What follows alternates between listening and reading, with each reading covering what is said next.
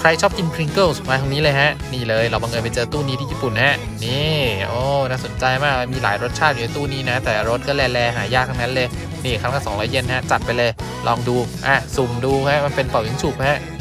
นี่กดไปแล้วได้มาไม่รู้รสอะไรฮะเดี๋ยวลองดูก่อนเอ๊ะดูข้างๆนี่เหมือนรสไข่ต้มฮะ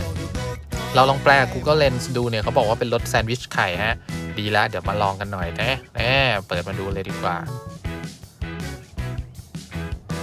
เนี่ยเดี๋ยวนิดนึงเปิดมาแล้วฮะนี่ข้างในก็เหมือนพิงเกิลที่เราคุ้นๆนะแต่รสชาติต้องบอกว่ามันรสแซนด์วิชไข่ต้มเลยชัดเจนมากอร่อยดีนะแปลกๆดี